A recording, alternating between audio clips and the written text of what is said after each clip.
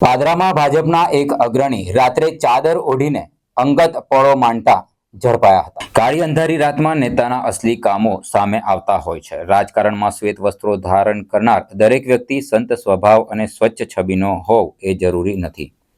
પાદરાના એક સહકારી અગ્રણી રાત્રે શરીર પર ચાદર ઓઢીને ચોરની જેમ લપાઈને મહિલાને મળવા મધરાત્રિએ પહોંચ્યા હતા। ભાજપના ધારાસભ્યના ભાઈની કારમાં બેસી ભાગતા વિડીયો વાયરલ થયો હતો। પાદરાના સાધી ગામે લગ્નતર સંબંધો ધરાવતી મહિલાને મળવા મધરાત્રિએ પહોંચ્યા હતા। મળવાનું સ્થળ હતું એક ક્લિનિક।